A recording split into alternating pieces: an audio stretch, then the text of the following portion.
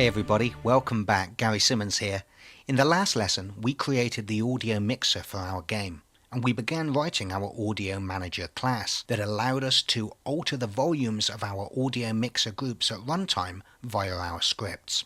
In this lesson, we're going to devise a strategy for dealing with possibly hundreds of sounds that we may wish to place in our scene, and do so in a way that doesn't clog up our hierarchy with audio sources and become a maintenance nightmare. And also deal with these sounds in a way that doesn't exceed the audio mixing capabilities of the hardware.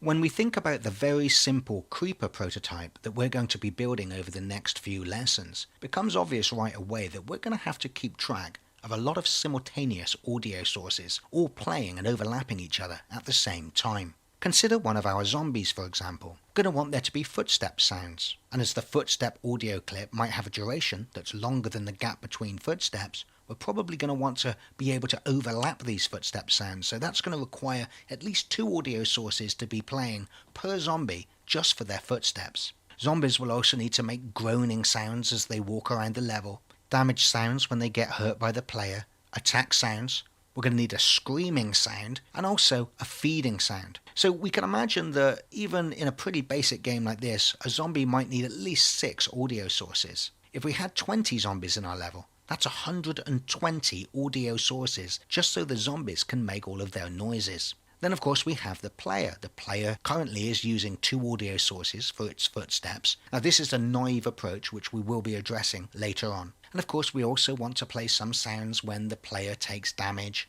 Then of course we have all of the player's weapon sounds to worry about. The sound of a grenade blast, the sound of bullets firing. All of these sounds may overlap one another. Yes, that's going to be quite a lot of audio sources. It may surprise you to know that the number of audio sources that can be mixed in modern hardware is actually not that many. In fact, in Unity, the default is 32 audio sources.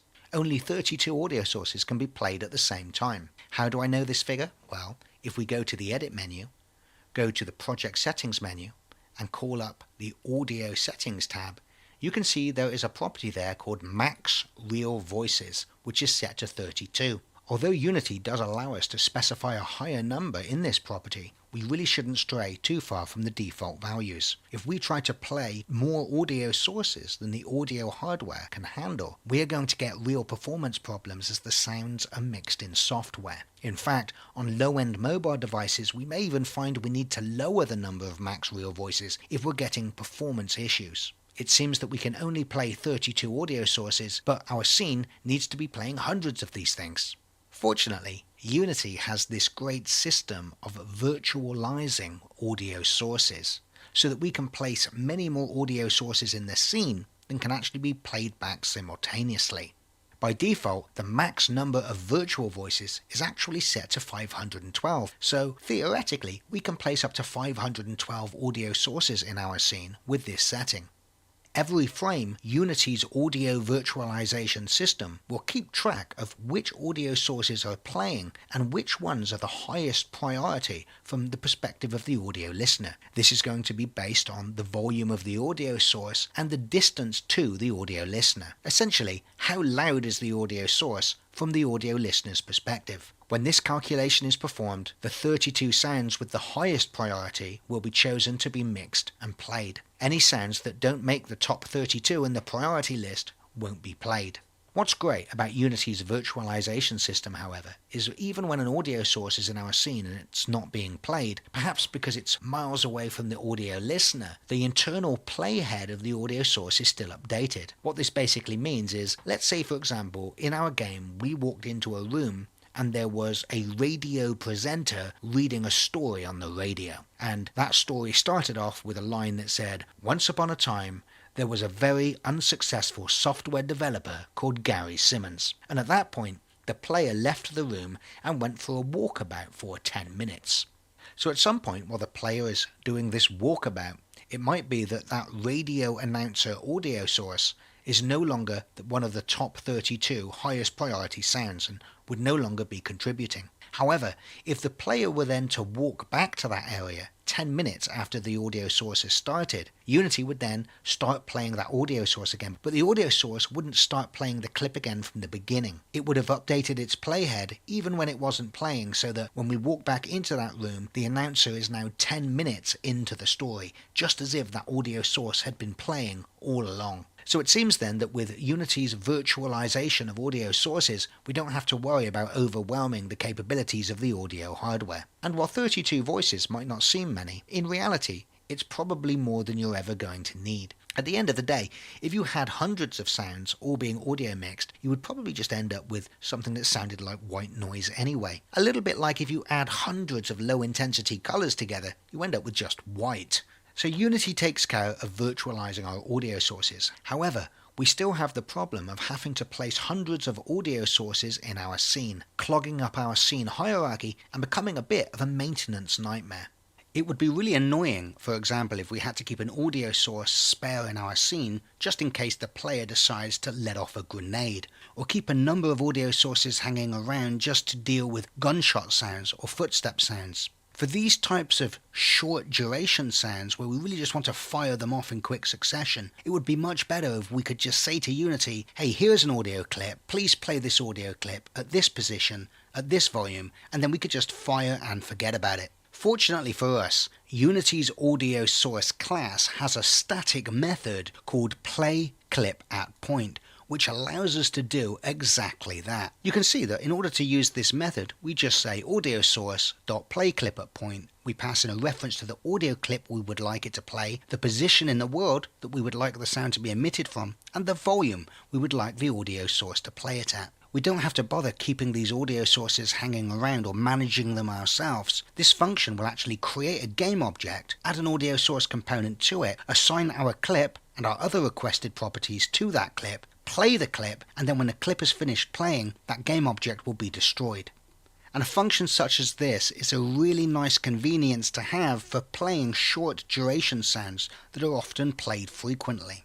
We're going to use this type of function for all of the footstep sounds for the player and our zombies, for things such as weapon sounds, damage sounds, attack sounds, actually most of the sounds that our zombies are going to make. Of course, for longer duration sounds or looping sounds, we still wish to place audio sources in our scene. So we're still going to use game objects and audio sources for things such as our generator engine sound, for our elevator sound, and for other sounds such as our background music. There is a problem though with using the playClipAtPoint function. It's actually a very expensive operation in Unity to instantiate a new game object into the world. It needs to allocate memory, it needs to add that game object to the scene graph, and even if this isn't a performance issue, if we do it enough, all of that memory allocation and deallocation is going to create garbage for the garbage collection system, and this is something we really wish to avoid when we're using a managed language. For those of you that might not know, in a managed language such as C#, we don't actually deallocate memory when we're finished using it. Instead, a process called garbage collection runs, which iterates through and finds all of the memory that is no longer being referenced by any objects in our scene. Then it removes those objects from memory, releasing the memory back to the system. The problem though is if you have a lot of garbage, that garbage collection can be quite slow and cause a noticeable pause in your game. So as we're ultimately going to end up with loads of zombies in our scene firing off loads of these one-shot sounds, that means game objects are going to be constantly allocating memory, added to the scene graph and then destroyed after the clip is finished playing. Therefore, we don't want to use the audio sources playClipAtPoint function.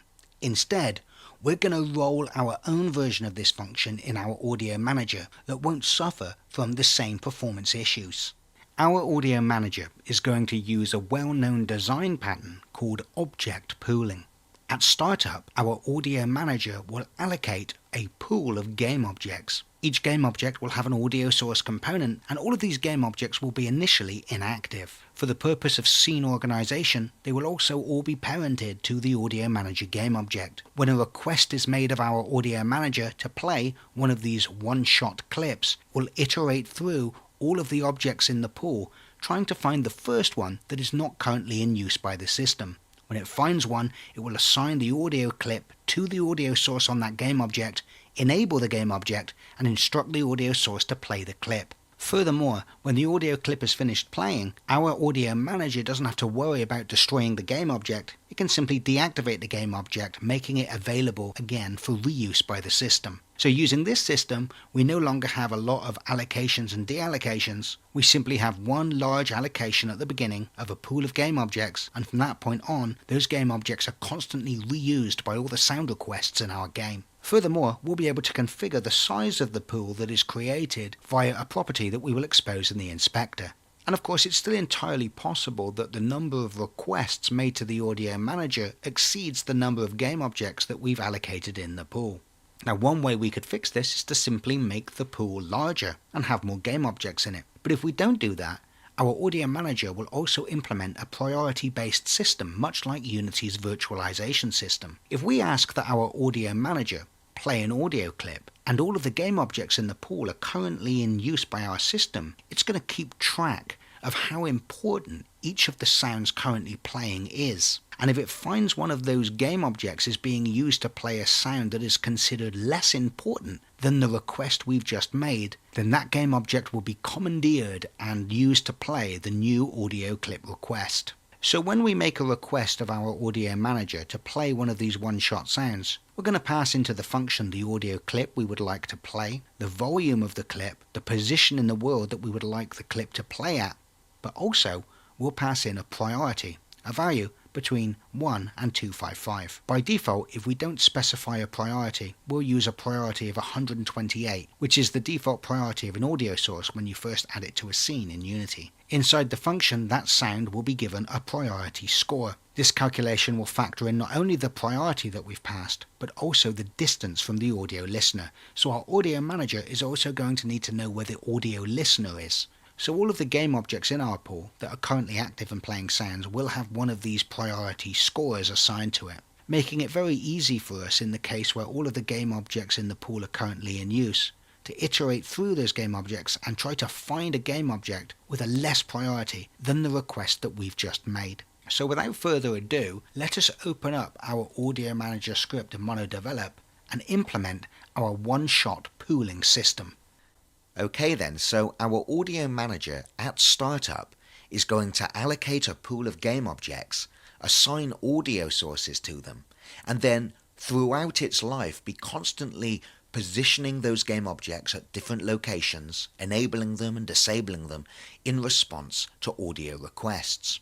So we're going to need a data structure that allows us to keep track of each of those game objects and what state they're in, such as whether the sound is currently playing and being used by the system, and if it is playing, what priority has it been assigned. So just above the audio manager class declaration where we declared the track info class, let's create a new class now, a public class called audio pool item. We're going to maintain a list of these in our audio manager, one for each game object that we create in our pool. So the first member of this class is going to be a reference to the game object itself that this audio pool item is representing. We're also going to want easy access to the transform of the game object. When we make a request to play a sound, we also specify a position, so the audio manager is going to need the transform of that game object so it can update its position to the location requested. Each of the game objects that we create in our pool are also going to need to have an audio source component on them. So when our audio manager creates that pool of game objects, it's going to add an audio source to each one, and we're also going to store a reference to that audio source in its corresponding audio pool item. That way, if we have a request to play a sound and we've found the game object in the pool that we wish to use, we easily have a reference to its audio source so we can assign the clip and other properties such as the volume and the spatial blend. The next member I'm going to add to the class is a float called unimportance, which is used by our priority system.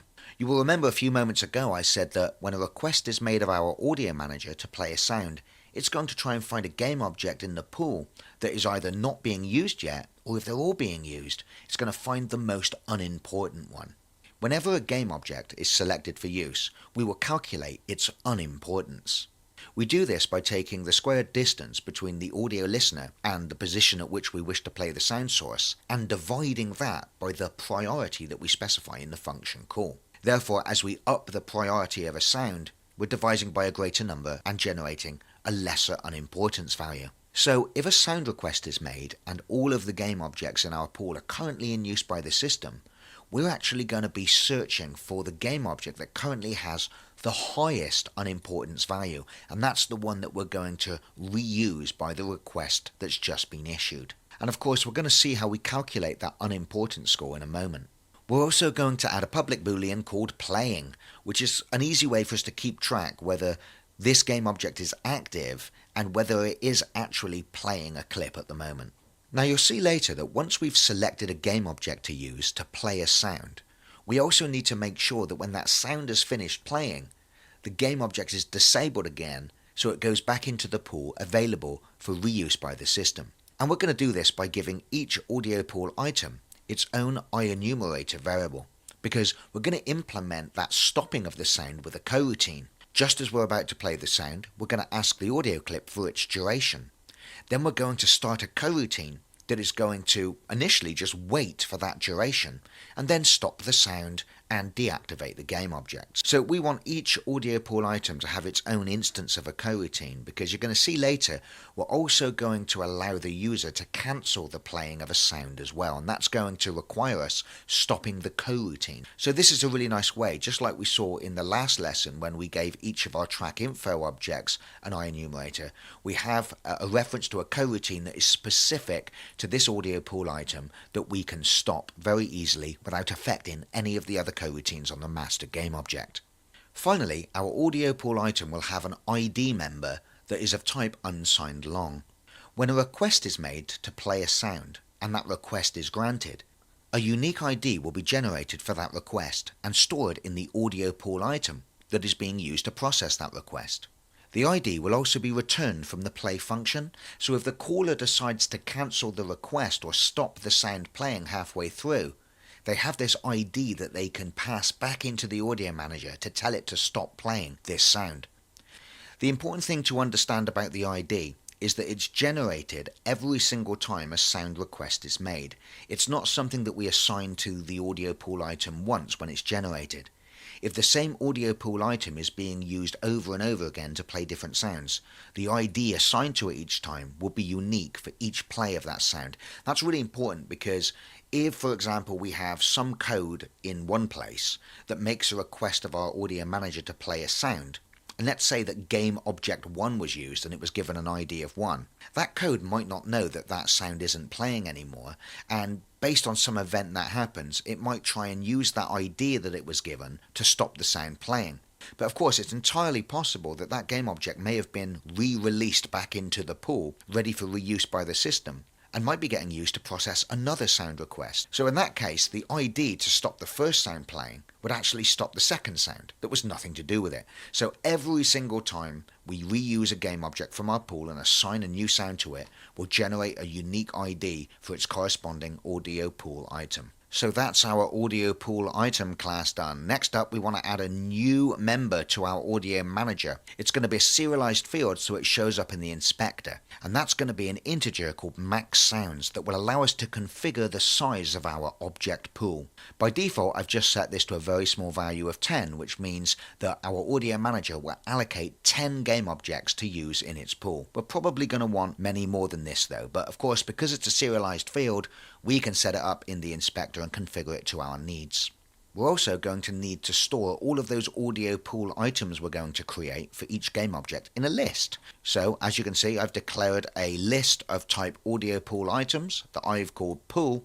Now, although we have this list which contains all of our audio pool items, like I said, we're going to support the idea that somebody can tell one of our one-shot sounds to stop playing by passing in the ID that it's issued. So I also want to keep track of just the audio pool items that are currently playing. So what I'm going to do is whenever we process a request to play a sound, once I've selected the audio pool item to use, I'm going to stuff it in a dictionary called active pool, and that ID is going to be its key. So if later on we get a request to stop playing a one-shot sound that might be active, well, that function is going to accept the ID, and we can look in this dictionary and see if the ID of that audio pool item exists in this dictionary. And if it does, then we stop the sound playing, remove it from the active pool, and then it becomes ready for reuse by our system again. So this dictionary just allows us to very quickly, using the ID of an audio pool item, check if it's active, and if so, fetch it and possibly stop it if we wish.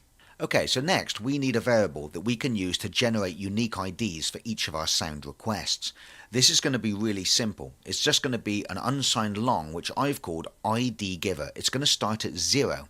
Every time a sound request is made, ID giver is going to be incremented by 1. So that's the ID that's going to be given to the audio pool item that is used to process the request. Just every time we get a sound request, we increment this by 1 and then store that in the audio pool item and return that as the ID of our audio pool item. The final member I'm going to add to the audio manager in this lesson is going to be of type transform, and I've called this listener pos. And the audio manager will use this to store a reference to the current audio listener. Now you might think that we would grab a reference to the audio listener in our awake function, but we can't do that because the audio manager is a don't destroy on load object, which basically means that, let's say for example, we instantiate the audio manager in the main menu scene, where then what the awake function would do is cache a reference to the audio listener that is on the camera in the main menu scene. But then when the player decides to go into the main game scene, well, we're going to have a reference here to an audio listener that was destroyed when the main menu scene was unloaded. So we've got a null reference here. So we're going to have to implement something where we know when the scene changes, we give the audio manager a chance to grab a new reference to the audio listener in the scene. And remember, there should only be one audio listener in the scene, so this isn't really a problem. We can just search the scene, find the audio listener, but like I said, we need to find a way to do that and know when we need to do it. Okay, so let's now add some code to our awake function that is going to create our pool of game objects. So I set up a for loop that's going to iterate from max sounds. Remember, max sounds is our inspector assigned variable here, which is set to 10 by default, and describes how many game objects we would like in our object pool. So in each iteration of the loop, we're basically going to create a new game object by saying game object go equals new game object, and we'll just give the game objects a default name of pool item. With the game object now created and added to the scene, we need to add an audio source component to it. So as you can see, I say gameObject.add component, specifying that I would like to add an audio source component to it. And the add component function also returns a reference to that audio source, which I store in this local variable here called audio source. Then, to keep things nice and tidy for us in our hierarchy, I make sure that the game object I've just created has the audio manager itself as its parent. So I get the transform of the game object we've just created, and I use its parent property and assign it to the transform of this game object, the transform of our audio manager. So now our game object has been created, and it's had an audio source component added to it.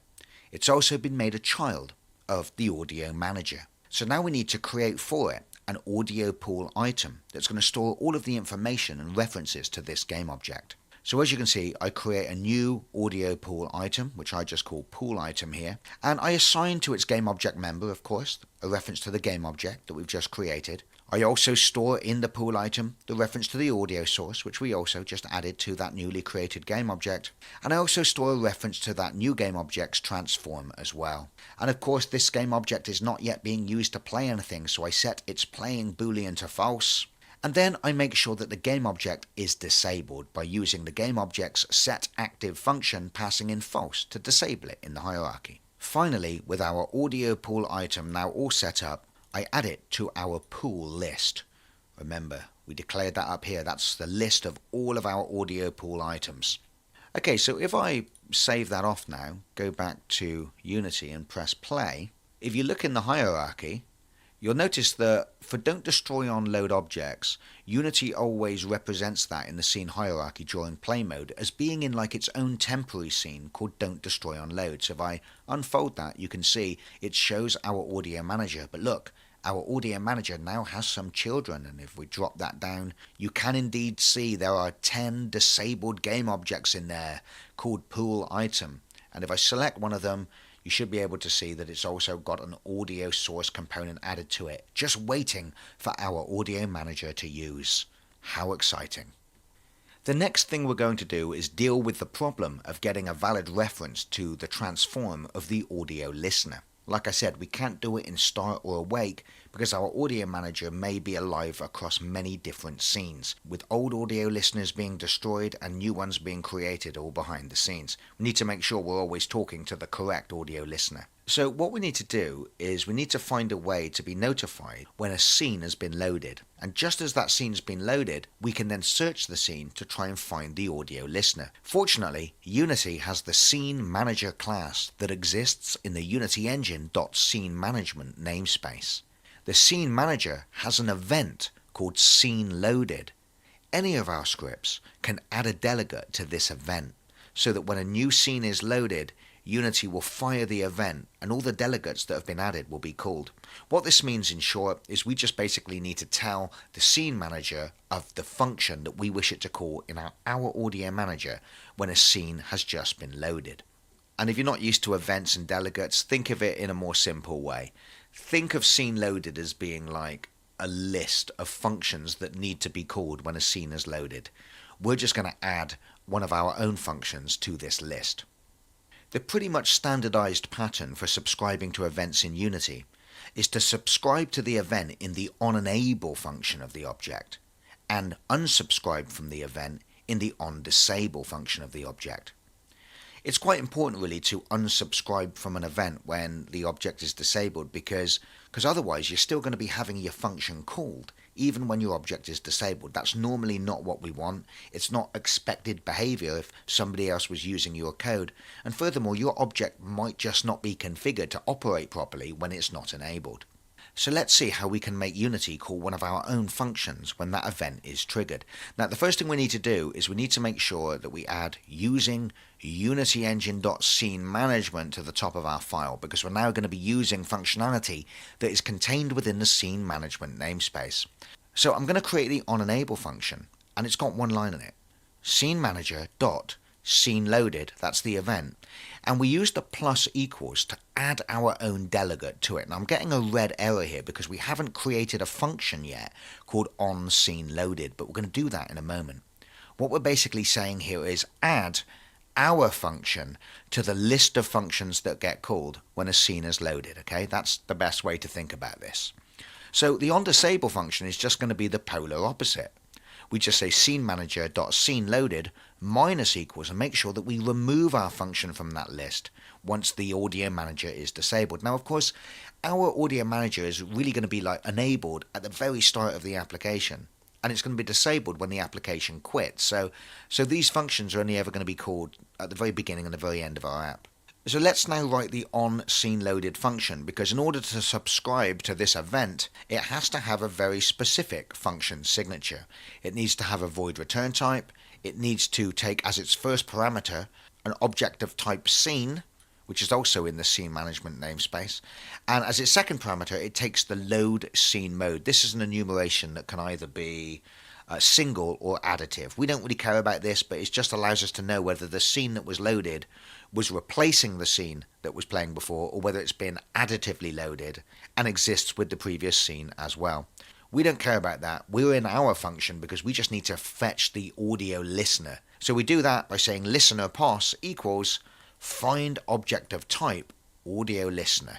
We're saying to Unity, look through the scene hierarchy of the scene that's just been loaded and find the first audio listener component you find on any game object, and then when you find that, get its transform. Now I want to keep this function a nice simple one-liner, so you'll notice I'm not actually checking whether an audio listener has been returned from the find object of type function. So this will generate an error if you try to use the audio manager in a scene that does not have an audio listener in it, because obviously we would be trying to access the transform property of null, which would be returned if no audio listener existed, and obviously we can't do that.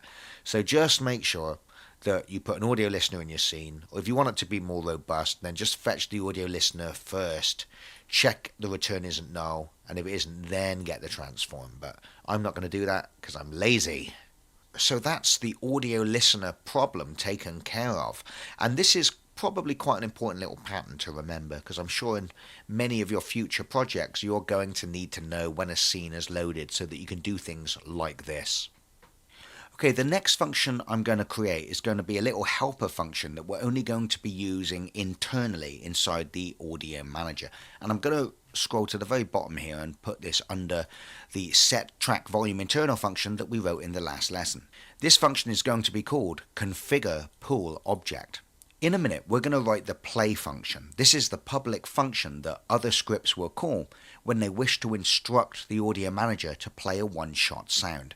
And we're going to pass into that function things such as which track should it be played on, the zombie track for example, or the player track, what audio clip should be played, at what position should it be played, the volume which it should be played at, what the spatial blend of it is, 0, 2D, 1, 3D, or somewhere in between.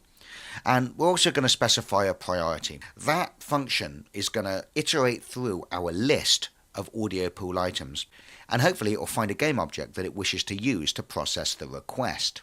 Once it's figured out the index of the audio pool item in our list that it wishes to use, it's going to call this function to actually configure the game object so it's ready to be activated with the clip assigned to the audio source, with the volume set, with the spatial blend set, and all of those types of things. So this is really just a function that allows us to say, hey, here is the integer index of an audio pool item in our list that we wish you to use to play this sound on this track at this position at this volume with this spatial blend.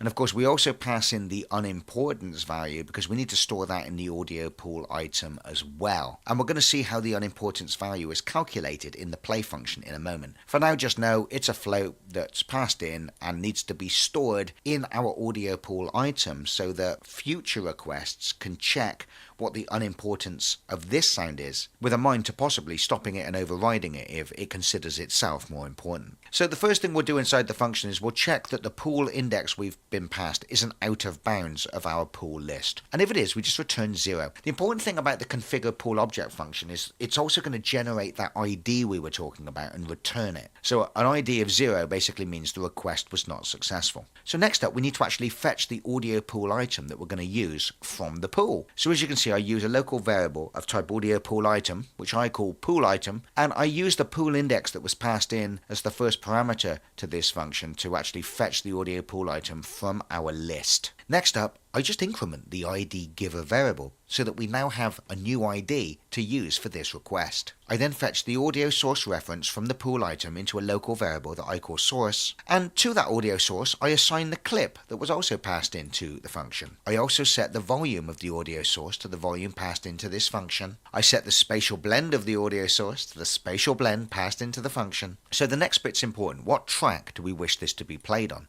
Remember, we have several tracks on our mixer and they have the names master, scene, player, zombies, UI or music, so we need to make sure that the audio source we're just about to use is actually going to be assigned, at least temporarily, to the correct audio mixer group in our mixer to play the sound.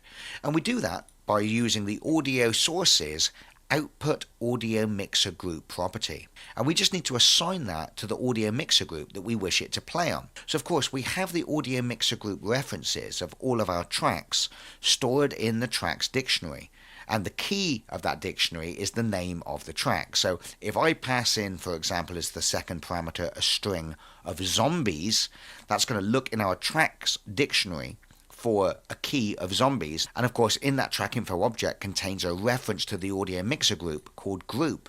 So down at the bottom here we assign to the output audio mixer group property of our audio source the group member of the track info object that is stored in our tracks dictionary with the name zombies. So next up we need to move the game object to the position that's been specified as the fourth parameter to this function. So here I just say source.transform.position equals position, and then I set the playing boolean of our pool item to true. I assign to the pool item the unimportance value that has been passed in as the final parameter to this function, which we'll see being generated in a moment by our play function, and then I assign the current value of that ID giver class variable to the pool item's ID. Finally, I set the game object active, instruct the audio source to play, and then I assign to the pool items IEnumerator, which remember is called coroutine, the stop sound delayed function, which, guess what, we haven't written yet. But this is basically a coroutine that is going to take as its first parameter the ID of a sound that we wish to stop having played, and as its second parameter, the length of time we wish it to wait before stopping the sound. So what we're saying is stop this sound after this length of time. So of course the length of time we wish it to wait is simply the length of the clip. So as the second parameter, we can just get the clip property of our audio source and use its length property to get the number of seconds that this audio source is expected to be used for to play this clip. So of course the coroutine will wait for this length of time before disabling this game object and making it available in the pool again for reuse by the system. Remember though, all we've done at the moment is assign the coroutine to our IEnumerator variable. We need to actually start the coroutine running. So next up, we call Unity's start coroutine function, passing in as the IEnumerator the pool items coroutine member.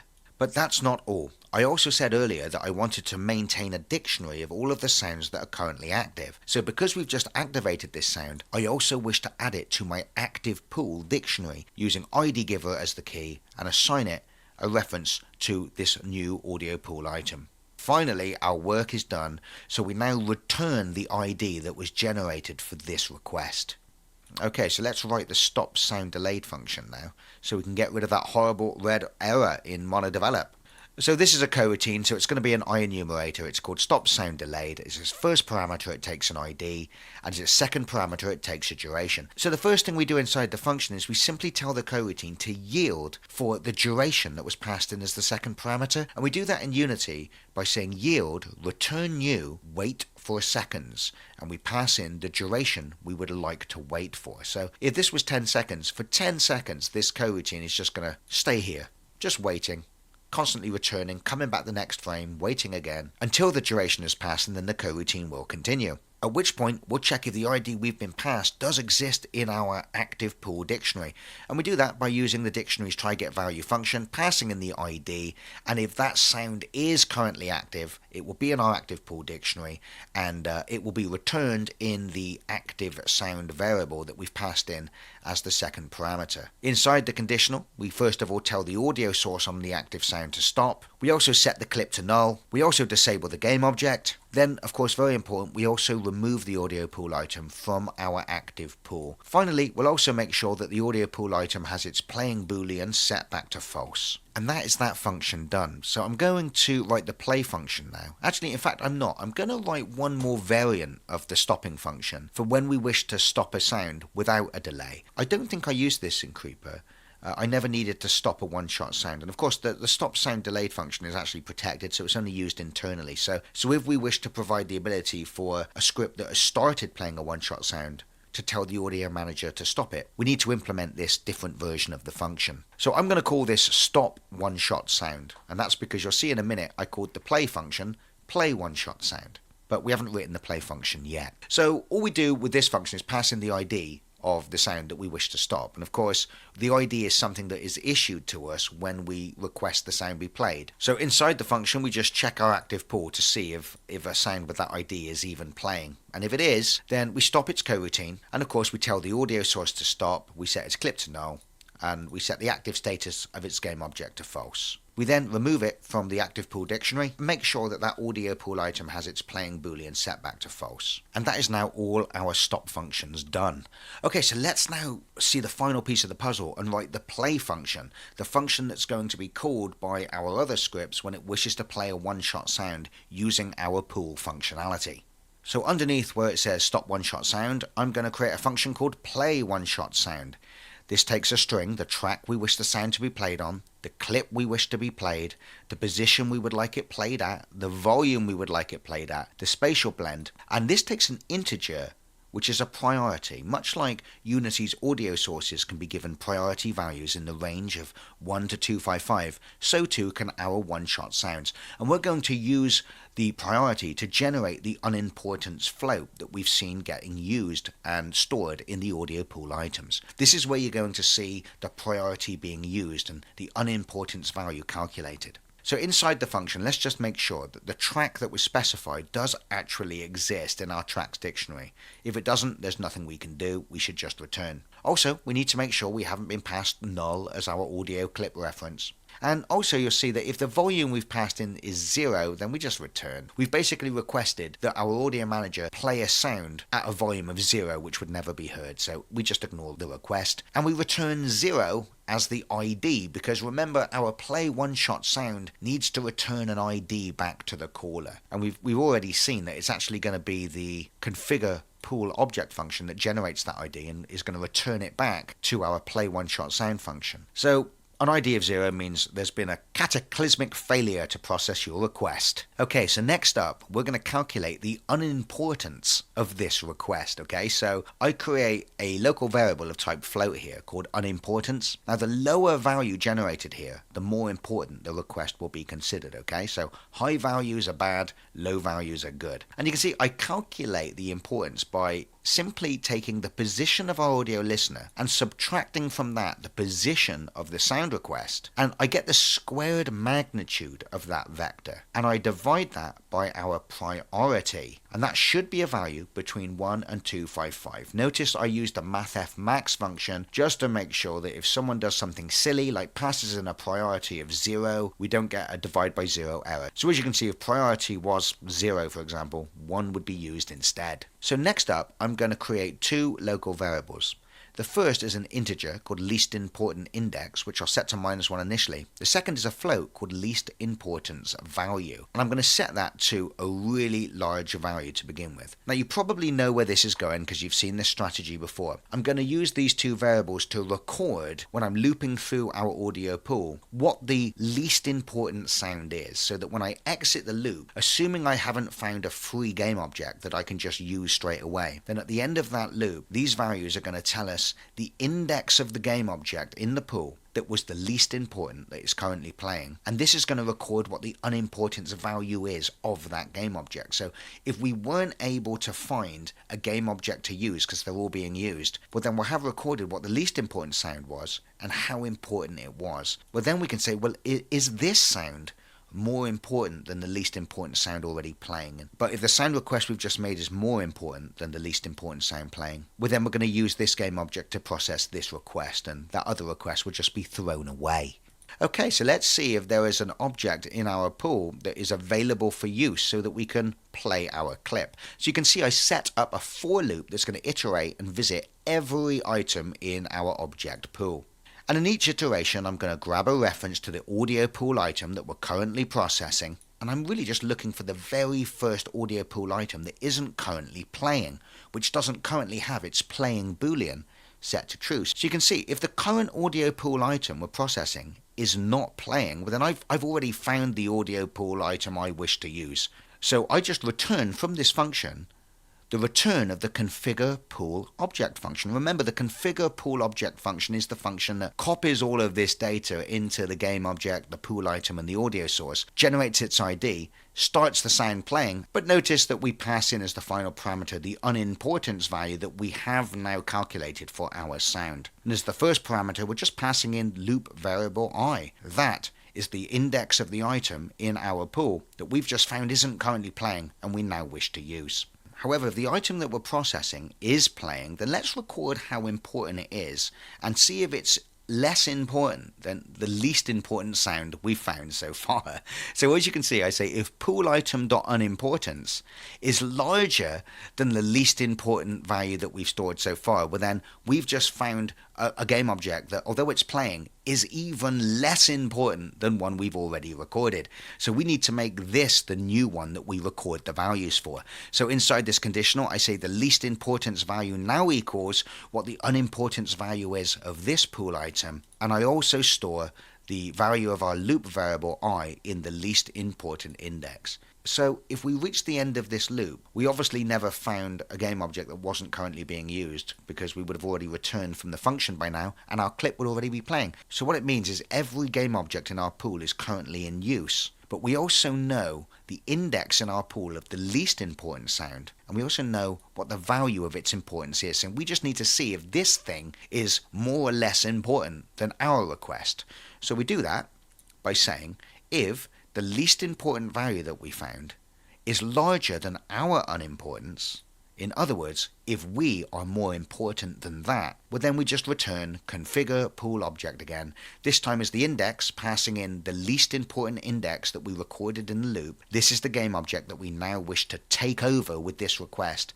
And of course all of the other variables are the same. We pass in the track, the clip, the position, the volume, the spatial blend, and the unimportance.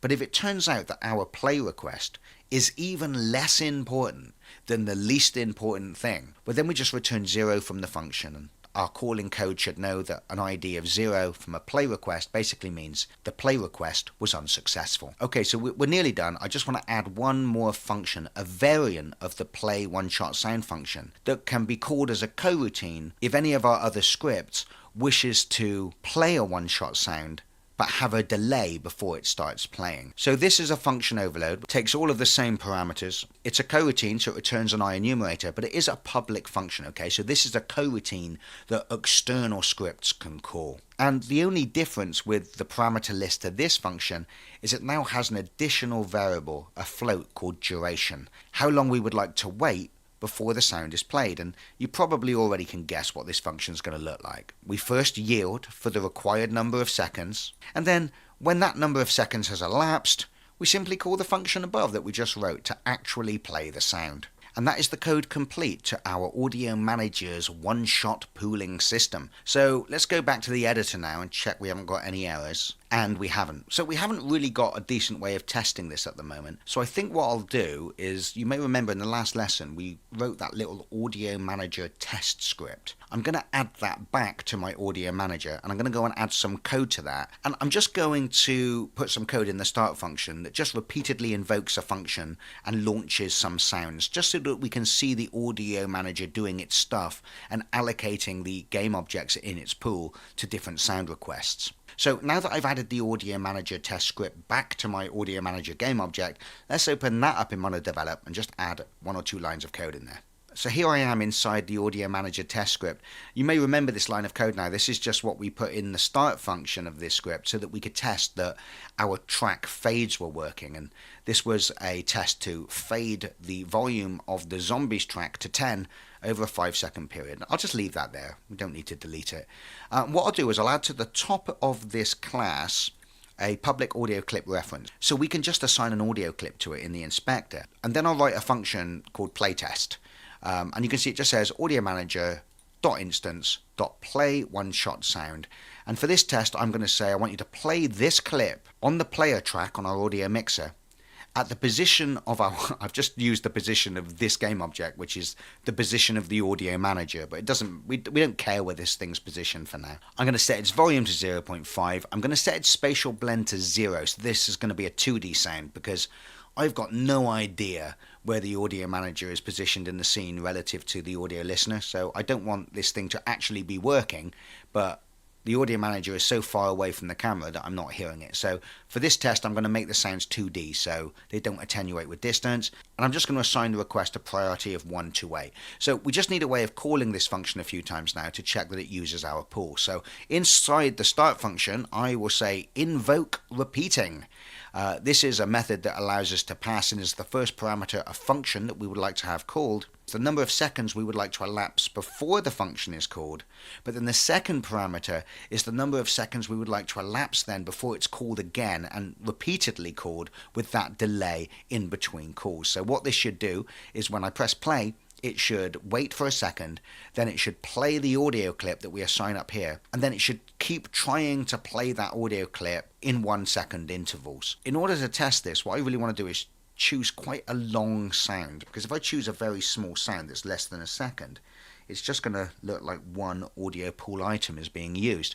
So what I'm going to do is, if you look at my Audio Manager test script now, we have an object picker for the audio clip. So if you open up the audio picker now, you should see something in there called generator button. Let's choose that one. The generator button sounds like this, just in case you haven't played it yet. So if I press play now, one of the first things we should see that the player channel on our audio mixer should see some signal going into it. And if we then examine the audio manager's children, we should see a pool of game objects constantly being enabled and disabled. So let's see if that works.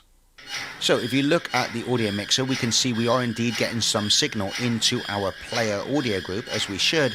And if you look at the pool of game objects underneath the audio manager, you'll notice that because this sound isn't very long, even though we're playing them only a second apart, it's only utilizing 2 of the game objects in the pool. So that's not really a great test, is it? So maybe we should choose a slightly longer sound. So let me select my audio manager game object again. And on the audio manager test script, open up the clip picker and we'll choose something like generator starting, okay? And generator starting sounds like this.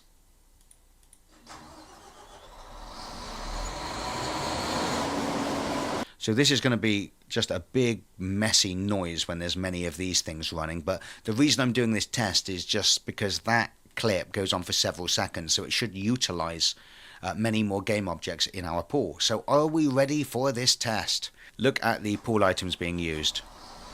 There's 3, 4, 5, and you can see as about 5 were being used, what happened was the first one had ended, so that started getting used again. It's worth remembering, of course, that our audio manager has the max sounds property, so if we set that to something a bit more realistic, like maybe, I don't know, 40, and press play, that's going to create a much bigger pool, and that's probably more like the pool size that we're going to be dealing with. You can see it's only ever going to use 5 because that's how many is needed to play that sound continuously once every second. Okay, so a really good example there of the sounds being reused. Okay, so before I finish up here, I'm going to remove that audio manager test from our audio manager, save the scene, save the project, and we've got a pretty robust audio manager now that can really handle all of our zombies making footstep requests, making attack requests, damage sound requests. We're going to use the one-shot system for the player's footsteps, for gun firing, for grenade blasts, for a lot of things, and we always are well aware of the maximum strain that can ever be put on by just how large we make the pool. Okay, so that's it for this lesson, guys. In the next lesson, we're going to look at using scriptable objects and how useful they can be to create assets that are like audio clip libraries that is really going to streamline the development of giving all of our zombies sounds. It's a bit hard to explain until you see it, but I'm looking forward to the next lesson. It's something I feel quite passionately about. I'll see you next time, guys. Bye-bye now.